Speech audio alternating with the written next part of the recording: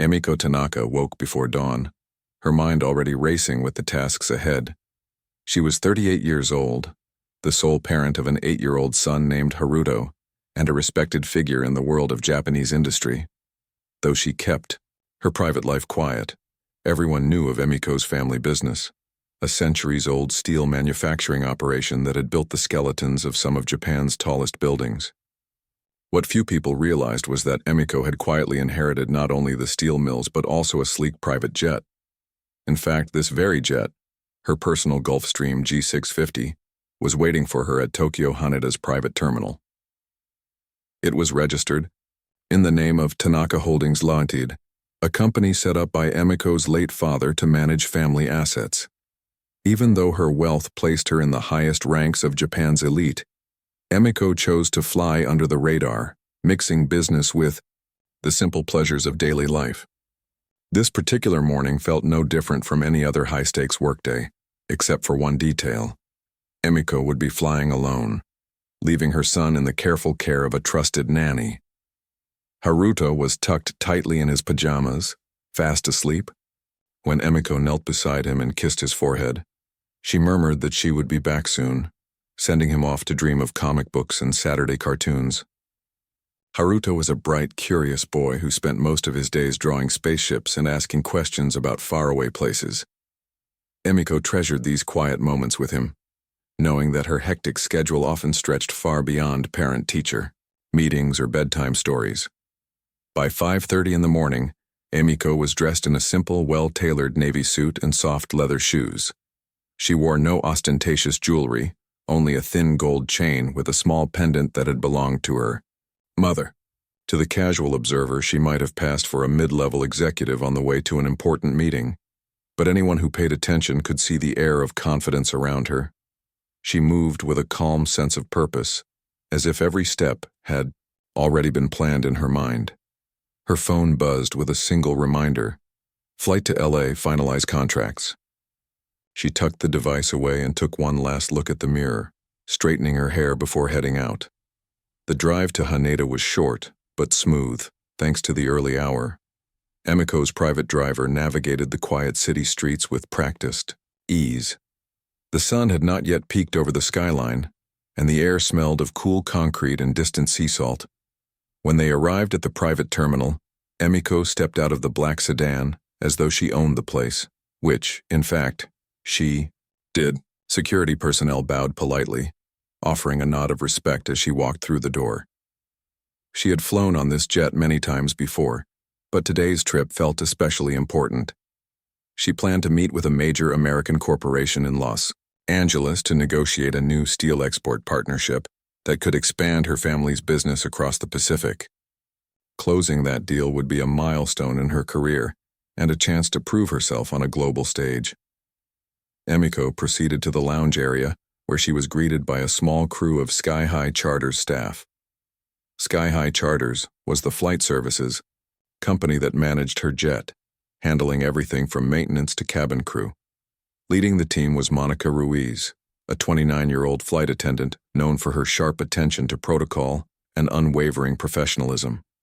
Monica had been with Sky High Charters for 5 years, and although she had served high-profile clients before, she had never encountered Emiko in person.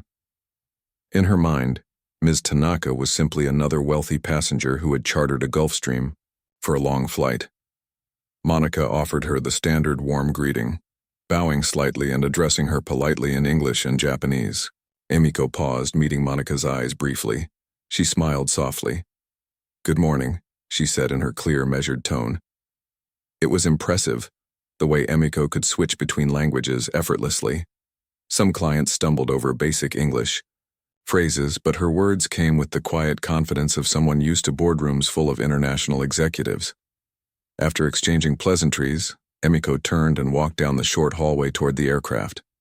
She carried only a single, leather bag no larger than a small piece of carry-on luggage. Her minimalist approach was not for show. She preferred to travel light, believing that fewer distractions made her more focused.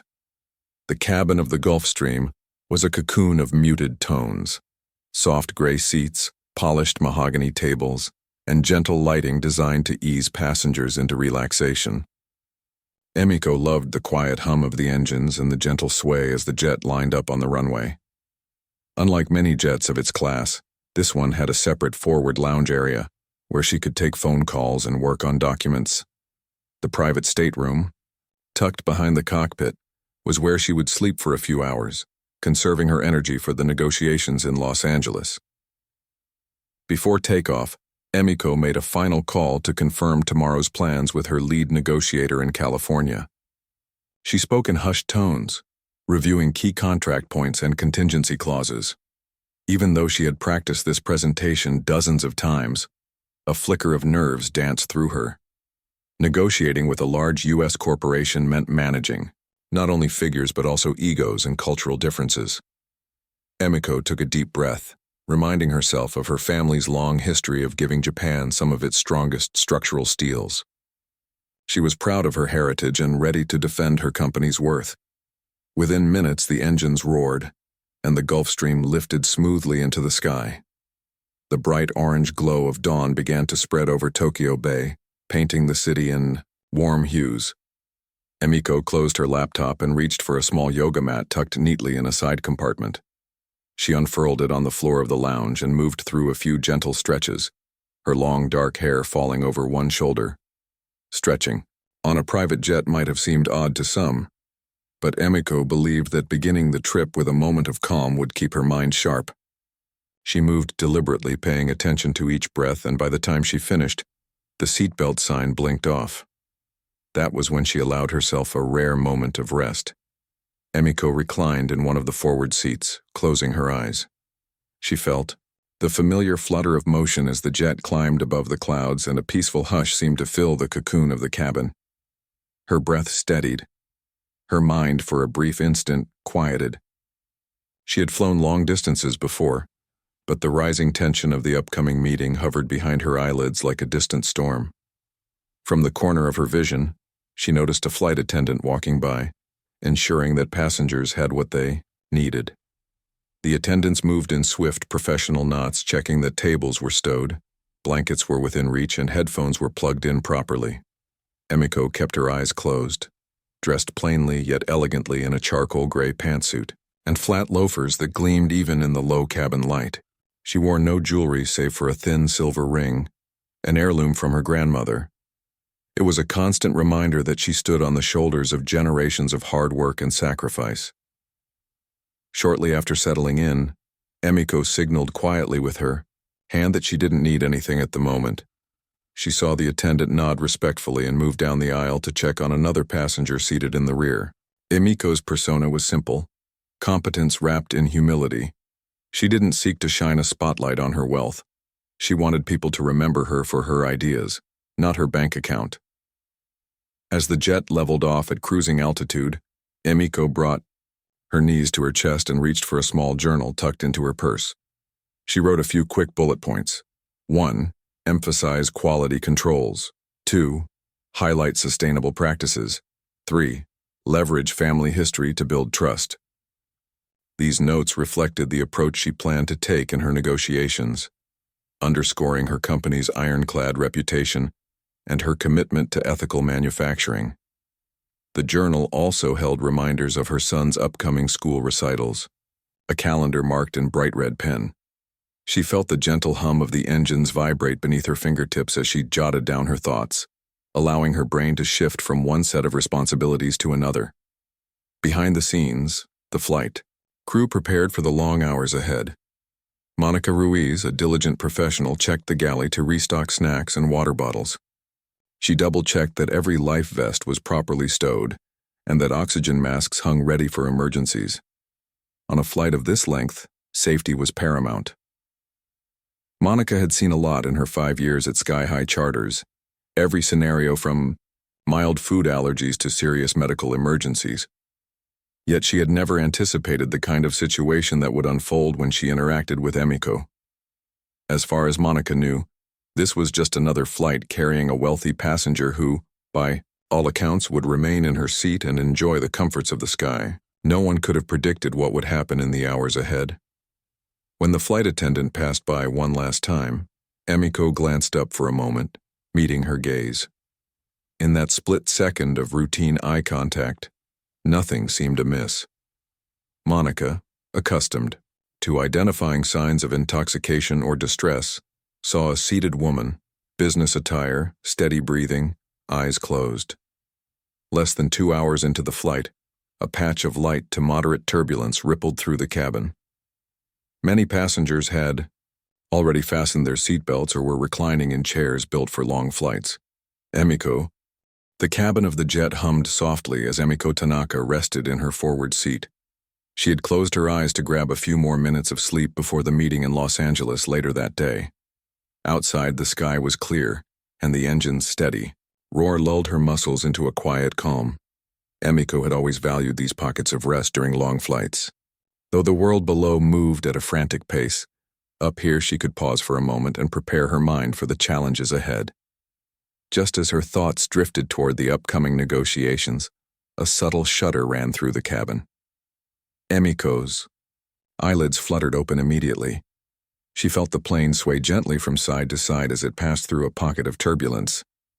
An occasional flicker of tension rippled through the flight attendants as they moved purposefully along the aisles, checking that every passenger's seatbelt was fastened. Even though the seatbelt sign illuminated overhead, a sense of unease had set in for some of the crew. For Emiko, the movement was nothing unusual. She had flown this route many times. But in the minds of the attendants, early afternoon flights sometimes brought surprises. Monica Ruiz, the chief flight attendant, stood near the galley, scanning the cabin with careful eyes. At 29, she prided herself on never missing a detail. She had been trained to spot signs of discomfort, anxiety, or intoxication among passengers. When her gaze settled on Emiko, reclining in the gray leather seat with her eyes closed and her body slightly turned to the side, Monica felt a flicker of concern. Emiko's seatbelt was loose. Beside her lay a half-empty glass of sake on a small, mahogany table. Combined with the gentle rocking of the jet, Monica's mind interpreted these clues swiftly. She thought Emiko might be drunk. To Monica, a passenger who ignored the seatbelt sign was a risk to everyone's safety. She felt a surge of professional duty. She had to act. Leaving the galley, Monica walked quietly down the aisle toward Emiko. At first, she planned to simply remind Emiko to buckle up. But when she reached the seat, she found Emiko's head tipped back against the cabin wall, eyes closed, breathing steady. Monica placed a polite hand on Emiko's shoulder and said softly, "Excuse me, ma'am. Please fasten your seatbelt." Her voice was calm but firm. Emiko's brow furrowed slightly as she stirred. Her mind was still half-focused on the soft, swinging motion of the plane. She opened her eyes slowly, blinking once, twice, as though trying to orient herself. When she recognized Monica's uniformed shape, she offered a polite nod and reached for the seatbelt latch. But in that instant, another jolt of turbulence rolled through the fuselage. The plane dipped and shook more strongly than before. Light clatter echoed as items in the overhead compartments rattled. Emiko's hand slipped, and the seatbelt hung loosely across her lap. At the same time, the sake glass tipped and clinked against the edge of the table, as if to confirm Monica's suspicion. Monica's instincts surged. In her mind, a drunk passenger could be harmful in such conditions, possibly blocking an aisle or interfering with cabin safety. She believed Emiko was not responding quickly enough. Her calm facade cracked, replaced by a flicker of frustration. She told Emiko again, more sharply this time, "Ma'am, you must secure your seatbelt immediately. It's for your safety." Emiko blinked at the clear blue above the cabin windows, her mind adjusting more rapidly now. She looked down at the belt, realizing that she had not snapped it in place. She began to lean forward, fingertips searching for the latch. But Monica had already raised her voice a third time, this time laced with anxiety. "You cannot endanger yourself or others. Sit up straight and buckle the belt right now." Her tone carried urgency. Emiko's pulse quickened. She felt her stomach tighten, partly from the turbulence, partly from the sudden pressure. She straightened, exhaling a small breath. As her hand moved to fasten the belt, Monica reached out and shook her shoulder. That touch startled Emiko. In one swift movement, Monica moved closer, convinced that Emiko was too impaired to act on her own. In Monica's mind, strong action was necessary to ensure compliance. Before Emiko could fully grip the belt and secure it, Monica's hand lifted and with a sharp slap struck Emiko's cheek. The sound was muffled against the soundproofed walls, but it carried enough force to snap Emiko's head to the side. The world seemed to stutter as Emiko's hand flew to her face, fingertips brushing the red warmth spreading across her skin. Silence fell abruptly. Other flight attendants, alerted by the sudden noise, paused in their tasks and turned toward the commotion. Passengers who had been resting or working on their laptops shifted in their seats, curious eyes drawn to the forward cabin. Emiko sat rigidly for a moment, eyes wide as she processed what had just happened. The glow of the reading light cast faint shadows across her contemplative expression. For the briefest moment, she felt stunned, as though she had been wrenched from a dream. Then, with a quiet grace that astonished even Monica, she straightened her posture and placed both hands on her lap. Monica stood frozen, her heart hammering in her chest. She expected anger, tears, perhaps even a loud confrontation. Instead, Emiko looked at her with a steadiness that was almost disarming. She did not cry out. She did not shout. She simply wiped her cheek with a trembling fingertip, then exhaled deeply as if letting out a slow, controlled breath. The expression on Emiko's face did not reveal confusion or shock. It hinted instead at a quiet disbelief.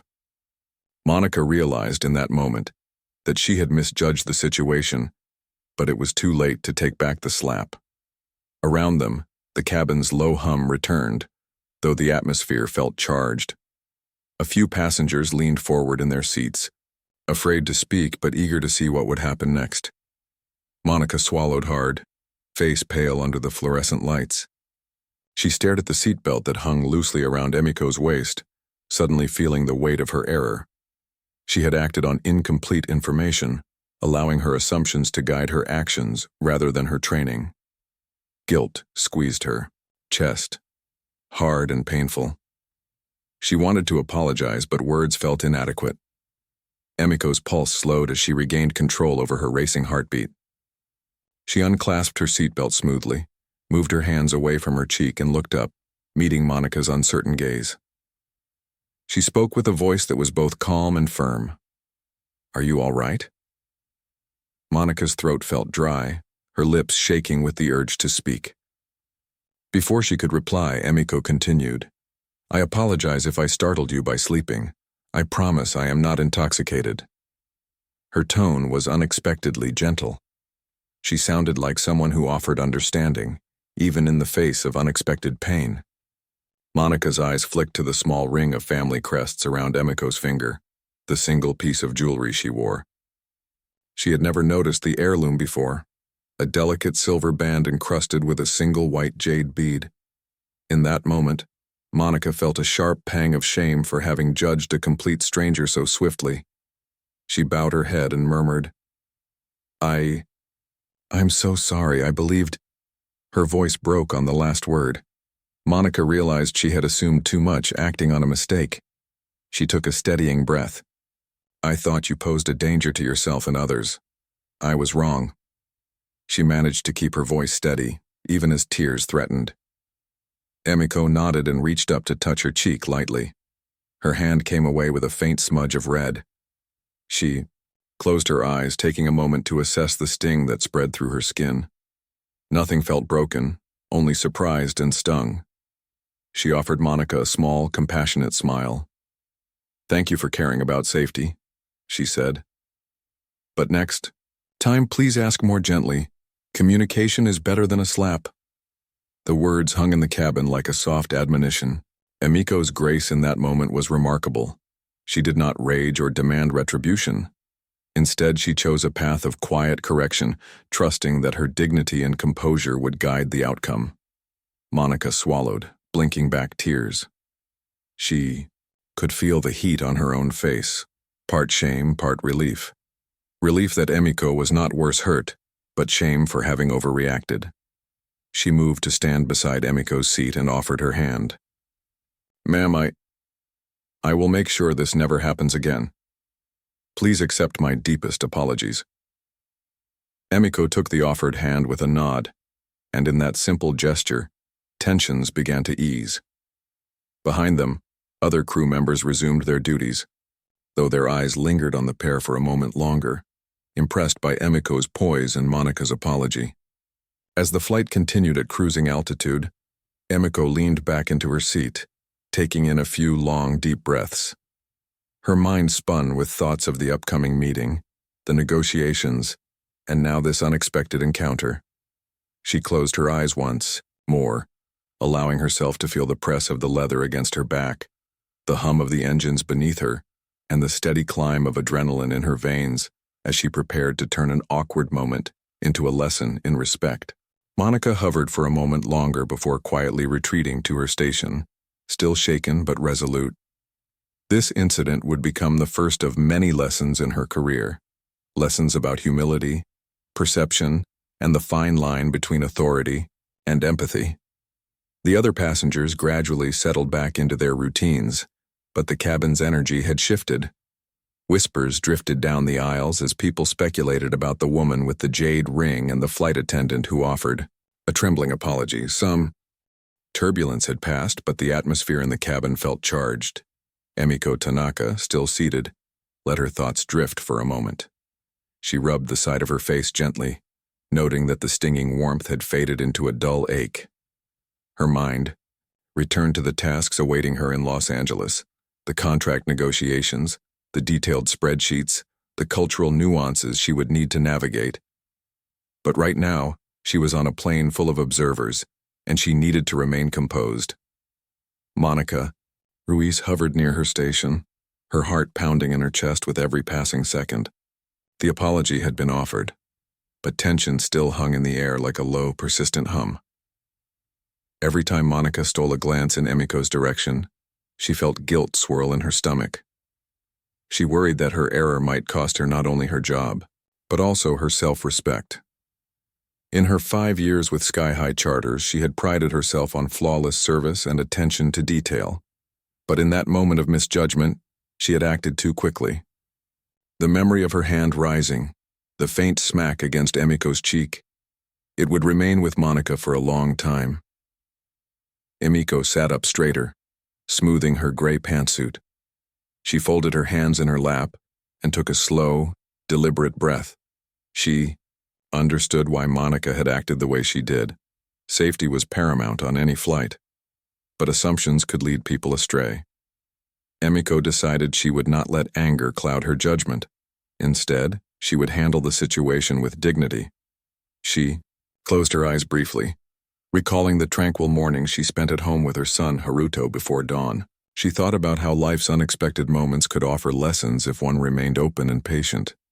A flight attendant approached Emiko to offer water and a small snack. Monika had discreetly instructed her colleagues to stay out of the immediate area until she had regained composure.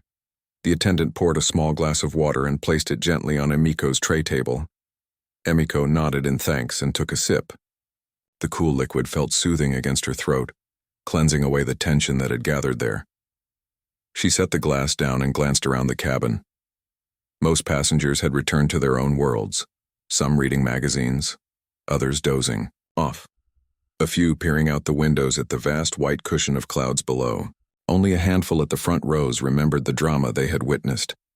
Monika moved over to another area of the plane, clearly wishing to give Emiko some space. She found a seat several rows back, intending to remain in view in case Emiko needed anything, yet far enough away to avoid reawakening any negative feelings. Monika's thoughts drifted to her childhood in a small town in Texas, where her grandmother had taught her the importance of courtesy, kindness, and second chances. She realized that those lessons now mattered more than ever. She had to find a way to right her wrongs, not only by apologizing but also by learning from this experience. She pulled out a small notepad from her apron pocket and wrote, "Remember, never assume. Always approach gently. Observe first, then act." She tapped the pen against her lips, mentally committing herself to change.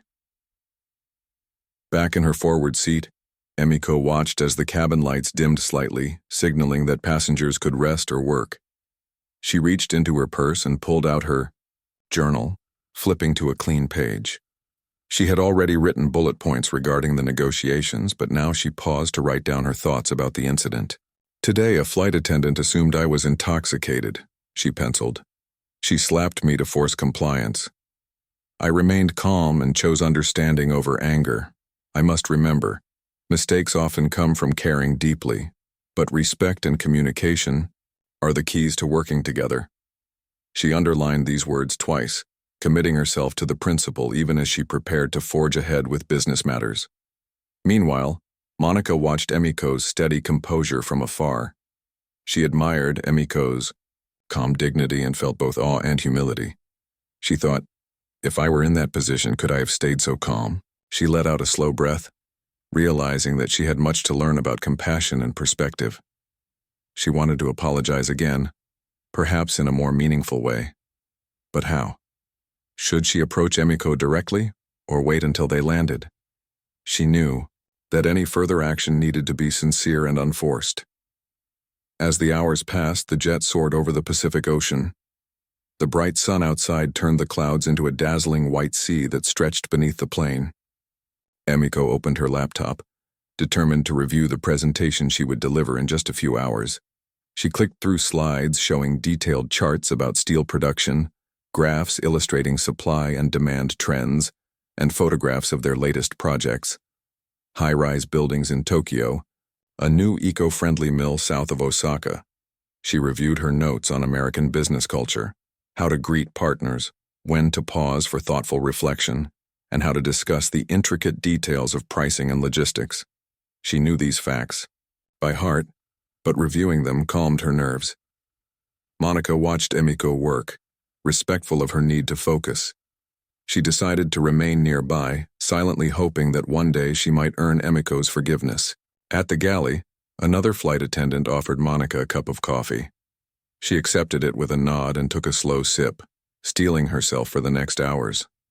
She recognized that for a long flight, Emiko might need more subtle forms of support.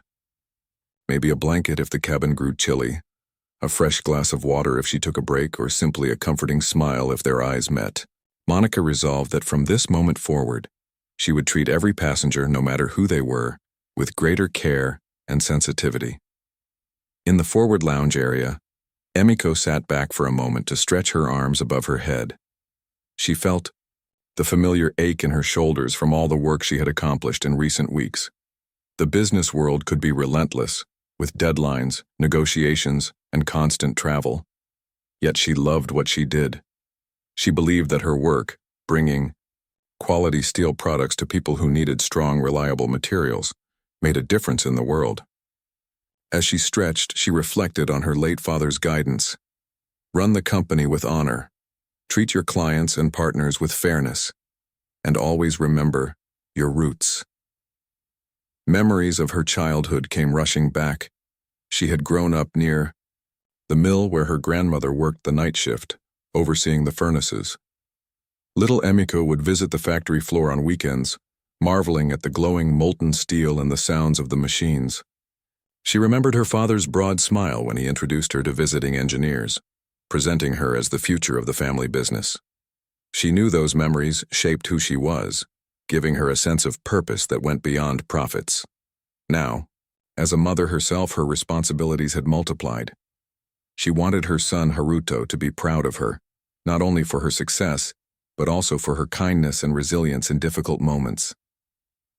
Just then, a gentle chime signaled that another flight attendant was passing by with a trolley of soft blankets.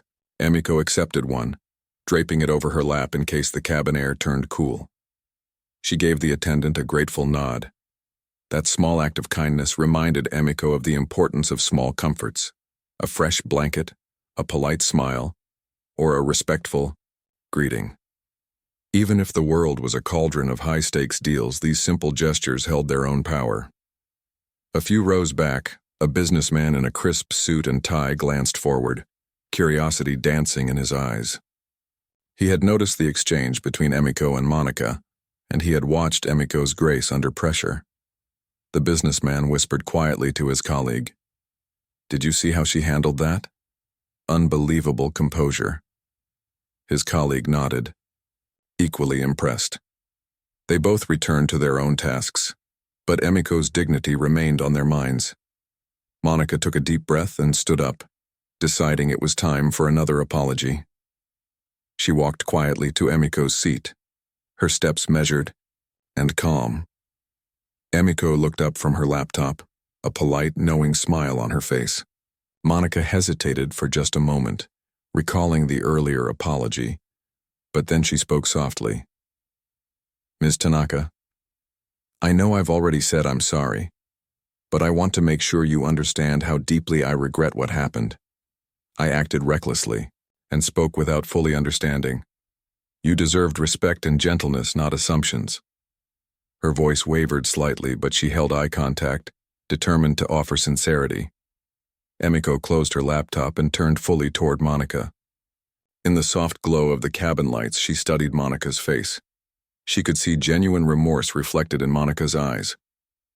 Emiko's own heart softened as she realized that Monica was not a bad person. She had simply made a mistake.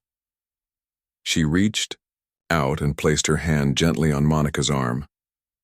Thank you, Emiko replied in a calm voice. I appreciate your honesty.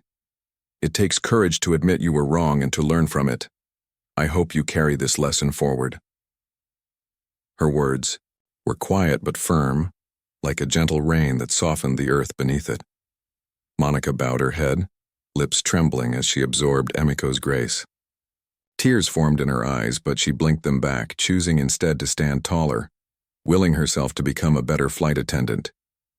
She whispered, I will never forget this moment, Ms. Tanaka. Thank you for your kindness. Then, with a final nod, she stepped back and returned to her station. Emiko settled back into her seat, mind shifting once again to the negotiations ahead. She touched her journal and made a quick note. December 10th, 2024, learned about. The jet touched down smoothly at Los Angeles International Airport. Emiko felt the faint bump of wheels on runway, and then the gentle braking as the pilots guided the plane toward its gate. Through the small window beside her, she could see the vast tarmac stretching out, filled with larger aircraft and ground vehicles moving in organized patterns. The sun was lowering itself toward the horizon, painting the concrete airfield with a soft golden glow that contrasted with the cooling blue of dusk. Inside the cabin, passengers stirred, a signal that the flight was nearly complete. Emiko sat, quietly, taking one last slow breath before standing. She felt a mix of relief and anticipation, relief that the journey was over without further incident, and anticipation for the important meeting she would attend in just a few hours. She remained, calm as always, but her mind was alert, shaped by the lesson she had learned earlier in the flight about assumptions and respect. She gently smoothed the crease in her navy pantsuit and tucked her journal into her purse. She glanced over at Monica Ruiz, who stood near the front of the cabin, ready to assist with the landing procedures. Monica's face seemed tense. Her shoulders were straight and her eyes held a mixture of determination and lingering regret. Emiko offered a brief, courteous nod. Monica's gaze softened for an instant, as if Emiko's silent acknowledgement gave her a small measure of comfort. As the cabin lights brightened to signal landing, the flight attendants moved with practiced ease, preparing the cabin for taxiing. They checked that all trays were stowed, seatbacks were locked upright, and seatbelts were securely fastened. Monica approached Emiko's seat and bent slightly to speak in a low voice. Ms. Tanaka, are you feeling all right? Emiko returned the nod and answered quietly, Yes, thank you, I'm fine and ready to go. Monica's eyes flicked to the small bruise forming on Emiko's cheek, and she looked away, her lips pressed into a thin line. When the plane finally came to a complete stop at its gate, a hush fell over the cabin. The overhead signs turned off, and the engines growled low as they powered down. Emiko stood and picked up her light leather handbag, slipping it gracefully over her shoulder. She moved down the aisle, passing each passenger with a polite bow of her head. Some offered polite smiles and a few words of thank you or safe journey. Many were unaware of the tension that had filled these seats only hours before. To them, Emiko was simply a distinguished passenger leaving the plane.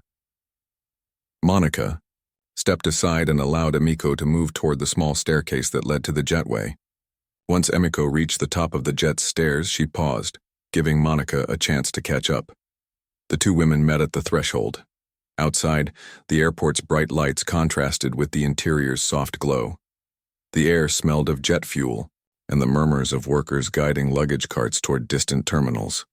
Emiko turned to Monica and said, "Before we leave the plane, would you please come with me to my private stateroom? There is something we need to discuss." Her voice was calm but carried a clear authority. Monica's heart raced. She recognized that Emiko was about to determine her fate. Monica nodded and followed Emiko back into the cabin. Once inside, Emiko led her toward the small private stateroom just behind the cockpit. The heavy door slid shut with a soft hiss, and the sound of the rest of the cabin became muffled. The room was small but tastefully furnished, with soft, blue-gray walls, a single leather armchair, and a small polished table. Emiko motioned for Monica to sit in the chair and then took a seat beside the table, folding her hands in her lap. Monica stood for a moment by the door, swallowing hard, then crossed the short distance to sit, lowering herself carefully. The seatbelt sign blinked faintly in the adjoining cabin, but here in the stateroom it felt like the world had paused. Emiko studied Monica's face. Those dark eyes full of worry, the faint tremor in her lower lip, the slight flush in her cheeks. She felt a moment of compassion for the young woman who, despite her mistake, cared deeply about doing her job well. Emiko inhaled and then spoke in soft, measured words. "Monica, you must understand that safety is important, but so is respect. It is never right to assume someone is incapable or under the influence without clear proof. You made a mistake by slapping me, but I also understand that you believe you were protecting me. I want to hear from you. Why did you feel so certain? And what do you intend to do now?" Monica's cheeks glowed as she clenched and unclenched her fingers. She met Emiko's gaze, her voice wavering at first. "Ms. Tanaka, I believed you were drunk because I saw you reclining, your seatbelt loose, and that glass of sake. When the plane jolted with turbulence, I was afraid you would be thrown or block the aisle, endangering others. I tried to wake you gently, but when you did not respond, I thought I had to act to protect you and the other passengers. I know, now that I should have handled it differently. I should have asked more gently, explained the situation, and waited for you to respond." She paused, glancing down at her lap. Emiko nodded, indicating she should continue. Monica drew in a shaky breath and said, "I acted on assumptions instead of asking questions. I let my fear and stress get the better of me. I'm truly sorry for causing you pain and for breaking your trust.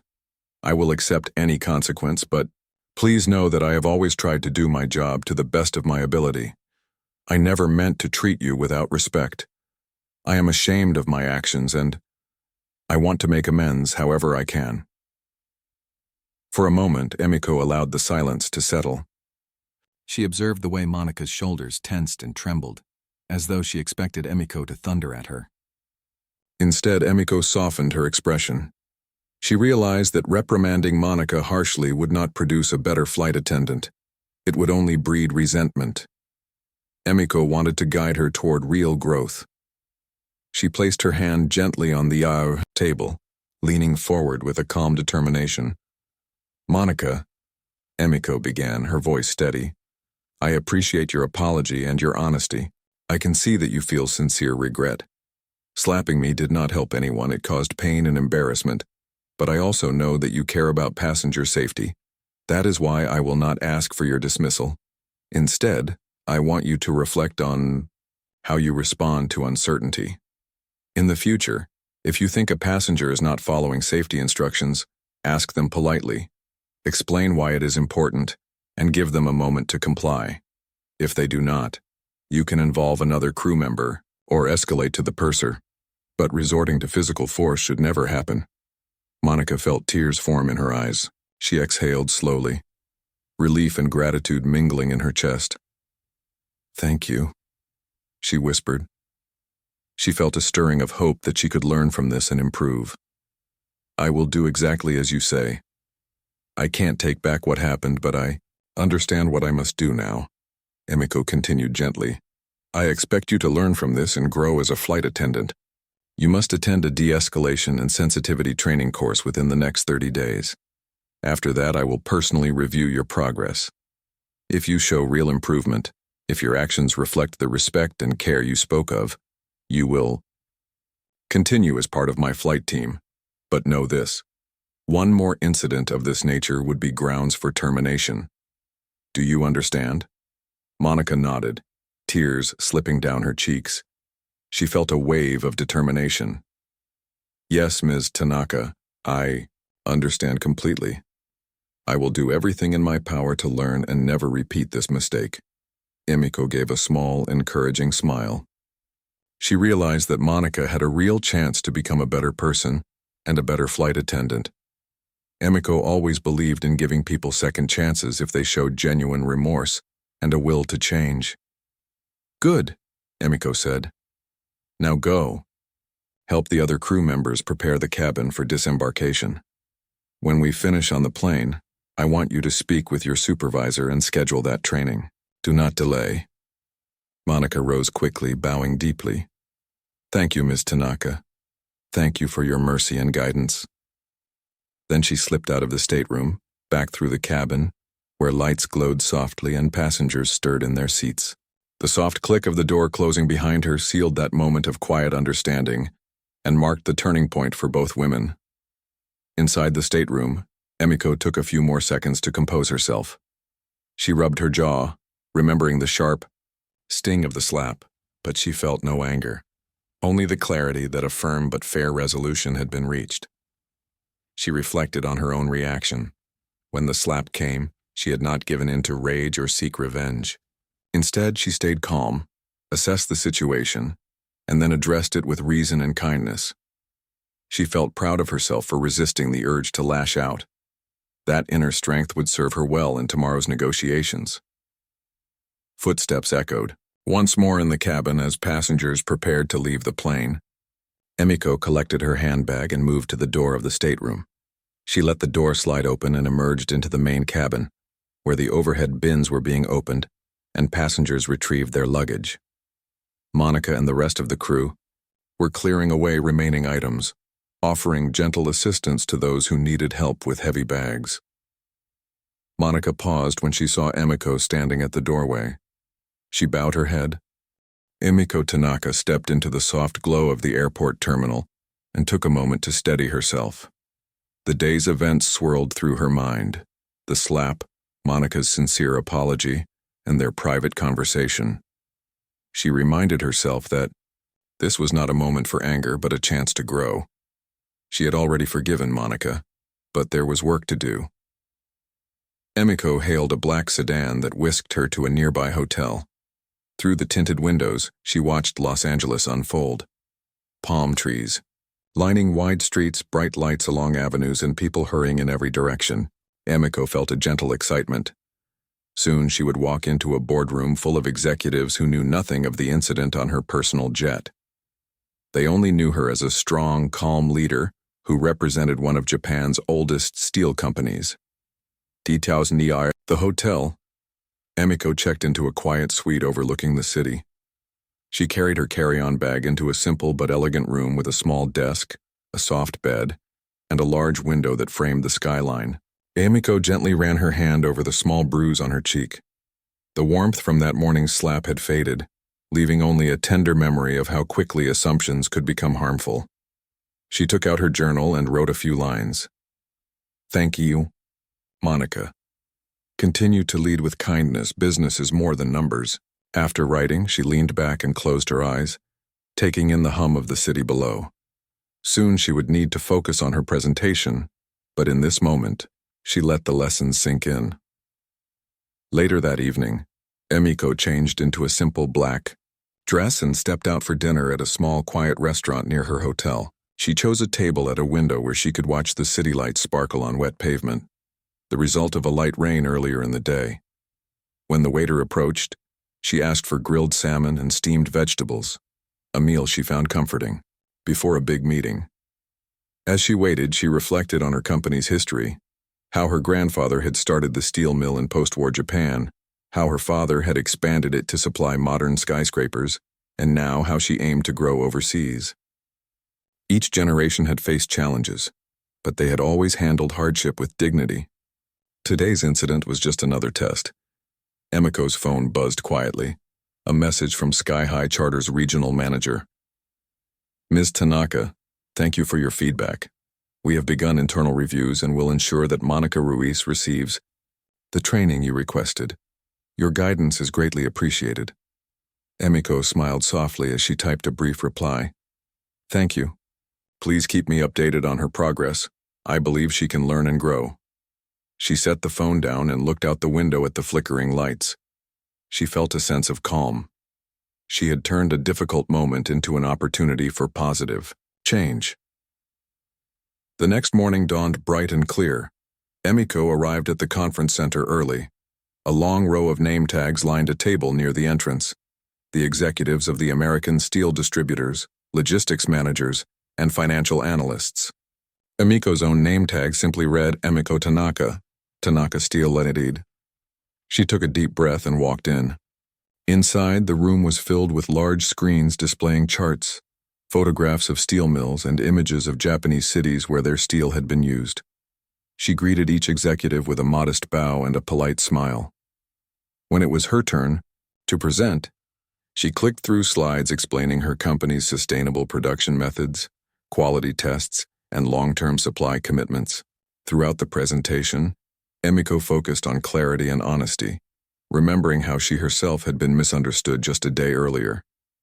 She answered questions calmly, showing respect for each person's concerns, whether about pricing, shipping timelines, or environmental impact. When the meeting ended, executives walked up to congratulate her, impressed by her poise and depth of knowledge. Back at the hotel, Emiko allowed herself a moment of rest before traveling back to Japan. In her room, she drew a warm bath and let the water soothe her shoulders. She thought of her son, Haruto, sleeping soundly at home with his nanny. Tomorrow she would catch a morning flight to return to Osaka, where Haruto would run into her arms with excited laughter.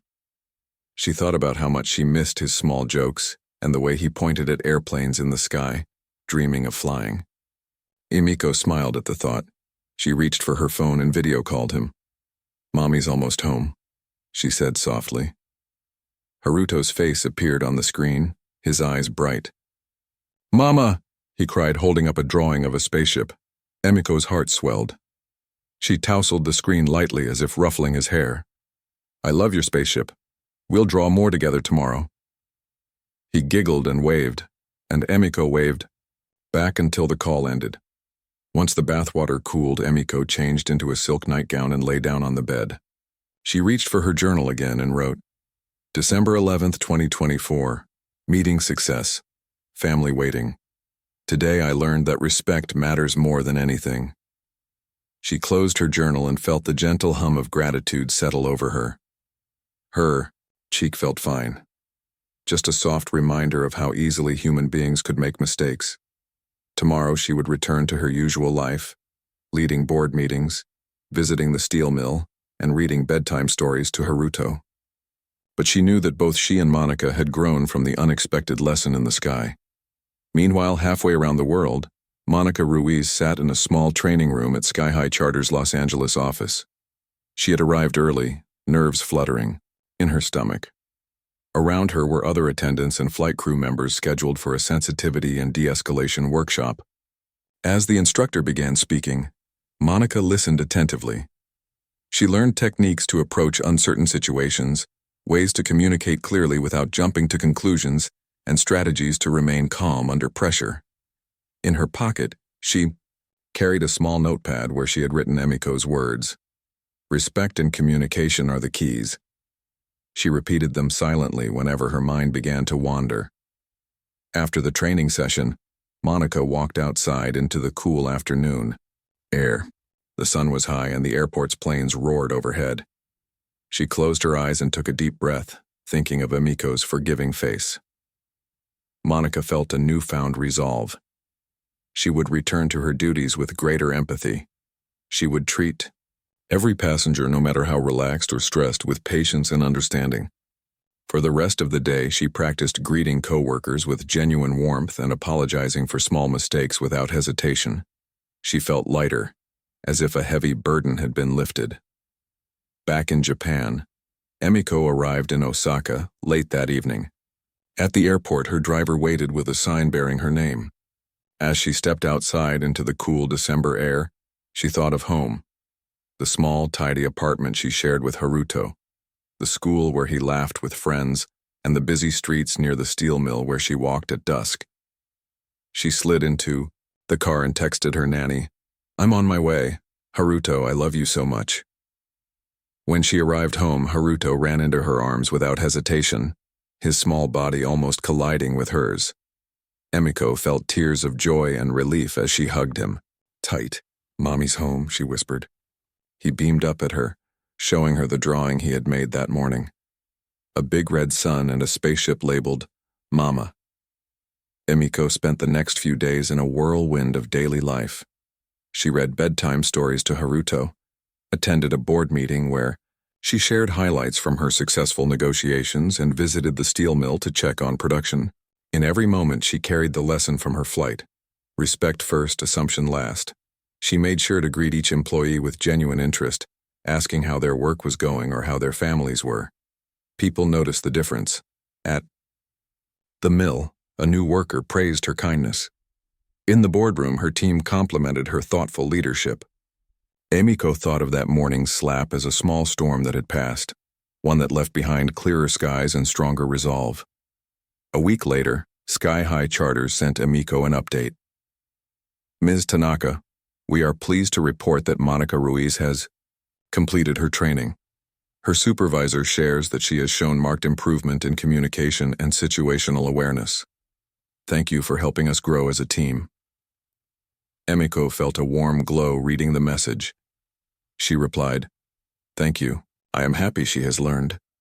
I believe she will serve passengers with greater care in the future." She saved the email in a folder labeled Gratitude, knowing she would look back on it as a reminder of how a single choice, choosing patience over punishment, could ripple outward to benefit many. Months later, a short article appeared in an industry journal about a case study at Sky High Charters. It told the story of a flight attendant who misjudged a passenger, slapped her, and then learned to change through respectful guidance. The article highlighted how the incident had led to updated training protocols and a stronger company culture emphasizing empathy. When Emiko found the article online, she printed it out and pinned it to a corkboard in her home office next to a family photo of her, Haruto, and her best friend from university. Every morning, when she began her workday, she looked at that article. It reminded her of a simple truth. Everyone makes mistakes, but how we respond to mistakes can remake us for the better.